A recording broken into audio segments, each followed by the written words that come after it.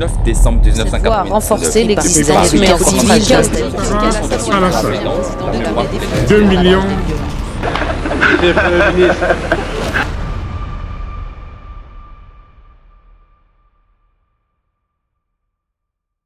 Alors que la scène internationale est secouée par de profondes recompositions stratégiques, le président ivoirien Alassane Ouattara semble multiplier, ces derniers mois, les signaux de défiance envers la Russie de Vladimir Poutine. Une posture inhabituelle dans une Afrique de l'Ouest où la prudence diplomatique est généralement de mise. Mais derrière les gestes symboliques et les déclarations feutrées, faut-il voir une provocation délibérée du chef d'État ivoirien? Et si oui, dans quel but? Depuis le début du conflit russo-ukrainien, la Côte d'Ivoire s'est alignée sans ambiguïté sur les positions occidentales, notamment celles des États-Unis et de la France.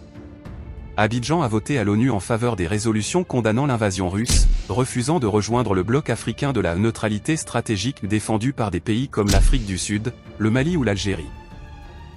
Plus récemment, des informations circulent sur une possible signature d'accords de sécurité renforcés entre la Côte d'Ivoire et l'OTAN, via des partenariats techniques français et américains. Une démarche qui, bien que présentée comme un renforcement des capacités nationales, est perçue à Moscou comme une tentative de verrouillage de l'influence russe en Afrique de l'Ouest. Ouattara se positionne comme un rempart atlantiste face à l'avancée russo-wagnérienne au Sahel, explique un diplomate ouest-africain basé à Bruxelles. Il veut faire de la Côte d'Ivoire le dernier bastion stable pro-occidental dans la région. Le ton est monté d'un cran début juillet, lorsque lors d'un forum économique à Yamoussoukro, Ouattara a déclaré que ceux qui vendent des armes et du chaos en Afrique finiront par tomber comme les empires corrompus du passé. Sans jamais nommer la Russie, le message était limpide, d'autant plus que les services de renseignement ivoiriens ont récemment expulsé discrètement plusieurs conseillers militaires étrangers soupçonnés de liens avec Moscou. Dans les milieux russes proches du Kremlin, ces signaux sont mal digérés. Selon des sources diplomatiques africaines à Addis Abeba, la Russie aurait mis la Côte d'Ivoire sur sa liste rouge des pays hostiles à l'influence multipolaire, aux côtés du Rwanda, du Kenya et du Ghana. Si Ouattara voulait provoquer une réaction russe, il ne s'y prendrait pas autrement, commente le géopolitologue burkinabé Issa Sanogo. Mais le problème, c'est que la Russie, elle, ne parle pas beaucoup. Elle agit, et souvent dans l'ombre. La vraie question reste, pourquoi Ouattara semble-t-il chercher volontairement l'antagonisme avec Moscou? 3 hypothèses circulent dans les milieux d'analyse. Renforcer sa position internationale. En se montrant fidèle aux Occidentaux, Ouattara espère garantir un appui fort en cas de troubles post-électoraux en 2026. La montée des tensions entre Abidjan et Moscou s'inscrit dans un climat géopolitique global où l'Afrique devient un champ de bataille stratégique entre puissances.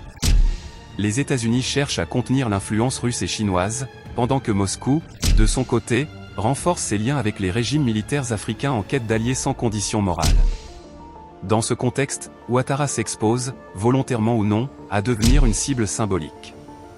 Et l'histoire récente du continent a prouvé que lorsqu'un chef d'État devient trop utile aux intérêts occidentaux, il attire autant de faveurs que de menaces.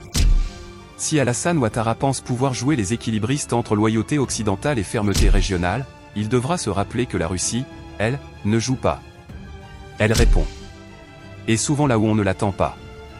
La Côte d'Ivoire, pays stable dans une zone instable, pourrait bien devenir le prochain terrain de jeu d'une guerre froide qui ne dit pas son nom. Ouattara cherche-t-il le conflit avec Poutine? Peut-être pas. Mais tout porte à croire qu'il n'a plus peur de le provoquer. Et cela, en géopolitique africaine, est souvent le début des ennuis.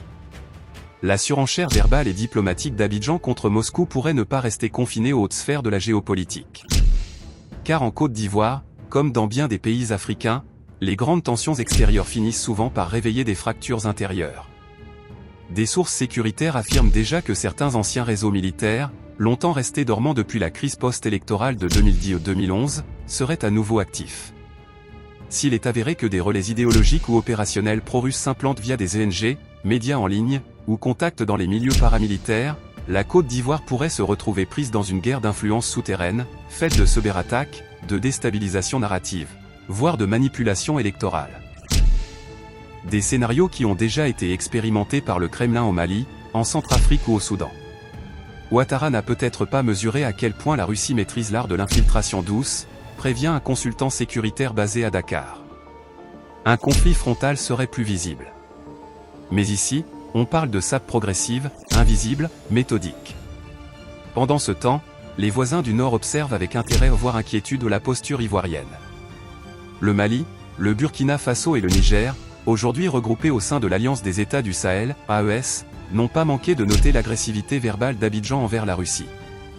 Et dans leur lecture idéologique, la Côte d'Ivoire commence à être perçue comme le cheval de Troie de l'OTAN en Afrique de l'Ouest. Conséquences possibles, un durcissement des frontières sécuritaires, une rupture de certaines coopérations régionales, et surtout une propagande anti-Abidjan de plus en plus musclée dans les capitales voisines. En se posant en adversaire affirmé de l'influence russe, Alassane Ouattara prend un risque calculé. Il se positionne comme le dernier pilier d'un ordre ouest-africain pro-occidental en pleine désagrégation. Cela lui garantit reconnaissance et appui stratégique au nord mais fait de lui une cible idéale pour les puissances qui veulent renverser la table au sud. La Côte d'Ivoire n'est pas un pays faible. Mais elle reste vulnérable aux conflits hybrides, aux influences transnationales et aux jeux d'alliances asymétriques. Si le pouvoir à Abidjan ne maîtrise pas finement ses sorties, ses alliances et ses signaux, il pourrait accélérer une polarisation régionale aux conséquences imprévisibles. Chercher le conflit direct avec Vladimir Poutine, même sans le nommer, c'est marcher sur une corde tendue au-dessus d'un volcan. Et dans cette région déjà surchauffée, le moindre faux pas pourrait réveiller les démons du passé.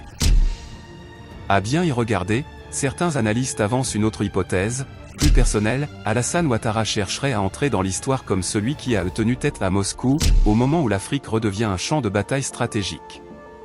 Déjà auréolé par les chancelleries occidentales pour sa stabilité économique et son leadership modéré, Ouattara pourrait vouloir graver son nom parmi les rares chefs d'État africains qui ont osé défier l'un des piliers de l'Eurasie post-guerre froide. Mais ce pari a un coût. Car l'histoire montre que ceux qui s'érigent en bouclier solitaire face aux grands blocs finissent souvent seuls, affaiblis, ou instrumentalisés. Si la Russie décide de répondre non pas par une guerre frontale, mais par le biais de pressions économiques, de manipulations numériques ou de jeux d'alliances souterraines, la Côte d'Ivoire pourrait vite se retrouver otage d'un conflit qui la dépasse. Et pendant ce temps, le peuple ivoirien, lui, regarde. Entre une jeunesse en quête de repères, une classe moyenne fragilisée par l'inflation, et une opposition divisée, la vraie menace n'est peut-être pas la Russie, mais le divorce progressif entre gouvernants et gouvernés. Ce face-à-face diplomatique avec la Russie, même encore feutré, réveille de douloureux souvenirs post-coloniaux. Car dans les années 1960 à 1980, nombreux furent les chefs d'États africains poussés à choisir entre l'Est et l'Ouest, jusqu'à en perdre leur autonomie, voire leur pouvoir. Patrice Lumumba, Thomas Sankara, ou même Modibo Keïta en furent les victimes emblématiques.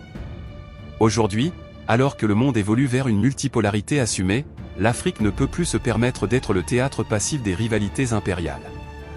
Le choix de la Côte d'Ivoire de s'afficher ouvertement dans le camp occidental est un droit souverain, mais il devient risqué dès lors qu'il se transforme en provocation volontaire contre une puissance qui a ses relais, ses méthodes et ses réponses. Le président du Faso, le capitaine Ibrahim Traoré. Le président du Faso, le capitaine Ibrahim Traoré est arrivé cet après-midi dans la capitale